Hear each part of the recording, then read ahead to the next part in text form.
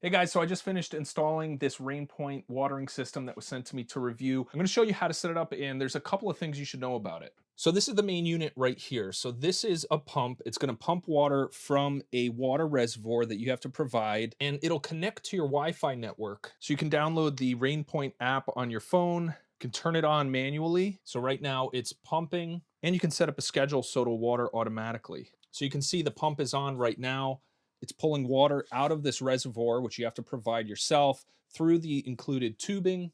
And then you customize the tubing to go to every plant that you want this to water. They include all of these different connectors for the tubing. So you can have a T connector like this, which is what I have right here. And they include four-way connectors as well. They also give you these caps here if you ever need to make modifications and need to cap off one of your tubes. So these are what you put on the end of the tube. So this sticks down into the dirt in the plant, and it allows water to penetrate down into the roots. Now, one thing to be aware of is it's a little confusing with how it's powered. So it takes 4 AA batteries to run the pump, but in order to have the remote Wi-Fi capability, you also have to supply USB power to it as well. So I'm running it on a power brick like this. You can always plug it into the wall if you have like a spare phone charger or something like that. But if you don't have this USB power plugged in, you're basically only going to get the manual pump control where you press this button right here and have it manually pump water. The tubing is super easy to cut. You just basically use a pair of scissors, and you can kind of see the run that I have here.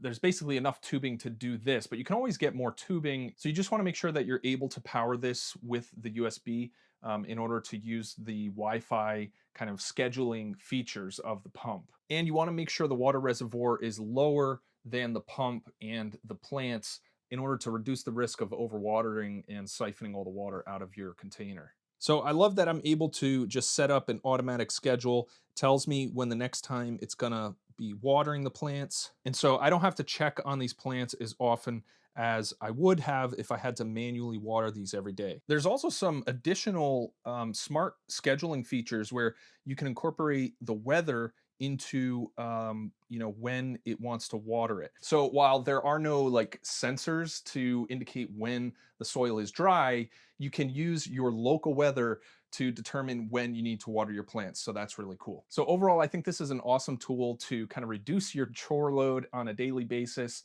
and keep on top of watering your plants.